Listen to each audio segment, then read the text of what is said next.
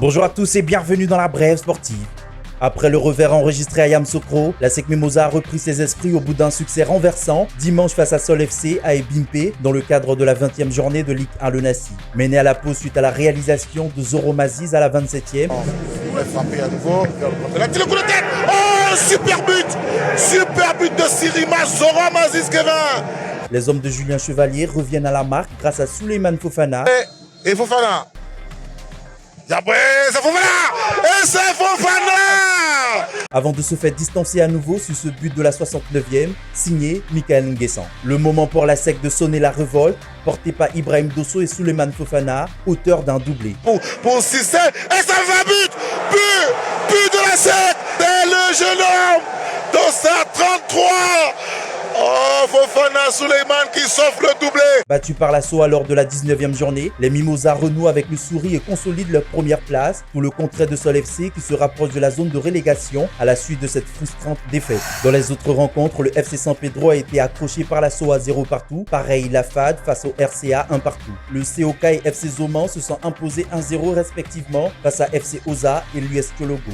La rencontre amicale entre la Côte d'Ivoire et le Bénin a tourné à l'avantage des Ivoiriennes de buts à 1. Grasse Rude 17e, Conan Akissi Inès 29e ont d'abord ouvert le score pour les Éléphantes avant que Gandonou, Romaine 60e ne réduise l'écart au retour des vestiaires. Malgré une seconde période laborieuse, les Ivoiriennes parviennent à préserver leur avance jusqu'au coup de sifflet final. Au lendemain de leur match amical plutôt poussif face aux Amazones, les Éléphantes ont effectué une séance d'entraînement le dimanche 1er mars 2026 sur le terrain du lycée technique en vue de préparer la seconde sortie le 4 mars à 19h contre le Kenya à Ebimpe.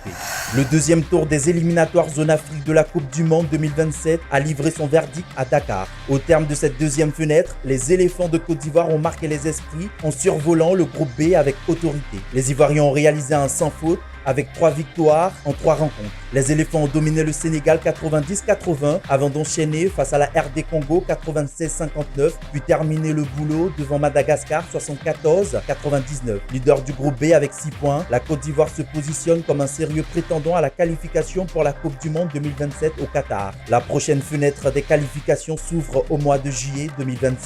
Opposé à la Jacques de Zienoula, au deuxième tour préliminaire de la Coupe nationale 2026, l'Africa Sport d'Abidjan s'est imposé au tir au but 5-3 après un nul de partout à l'issue du temps réglementaire. Une qualification arrachée au mental quelques jours seulement après la défaite de buts à 1 face à Yamoussoukro FC en Ligue 2. Ce succès permet aux hommes de Maxime Guaméné de se relancer et de filer en 16e de finale dans un contexte où le club peine à retrouver ses lettres de noblesse. Dans les autres rencontres, De Plateau FC a pris le dessus sur Sirocco FC 1-0. SC Gagnoa maintient sa dynamique et l'emporte 3-0 face à l'ES Bafin. Quant au leader SC de Makori, il se qualifie pour les 16e après son succès 3 buts à 1 sur le FC Bintana.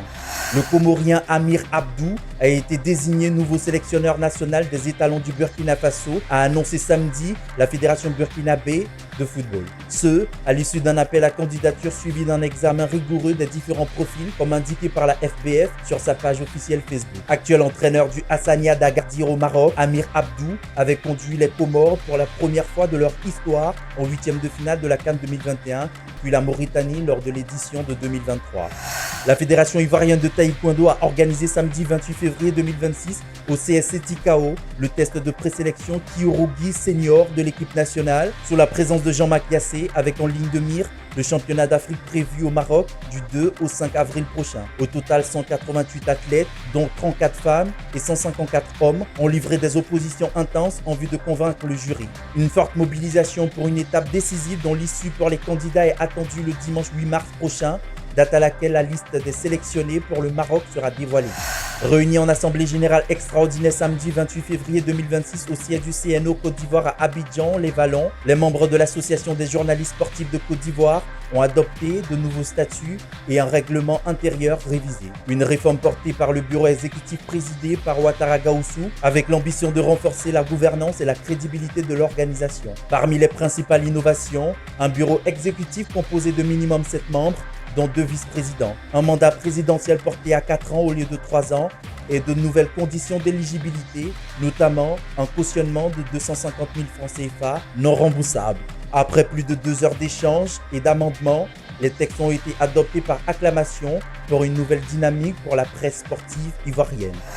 Des discours policés et politiquement concrets, Samuel Eto'o ne pourra pas s'en accommoder.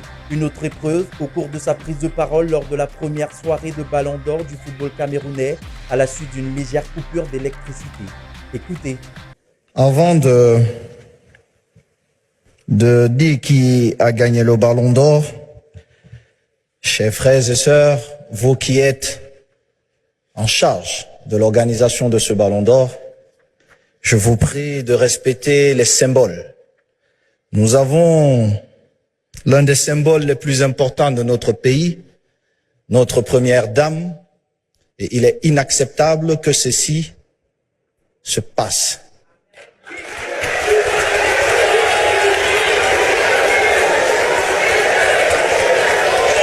Très chère maman, je vous prie de nous excuser.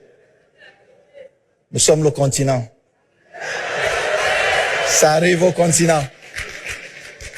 Merci, chère maman. Ballon d'Or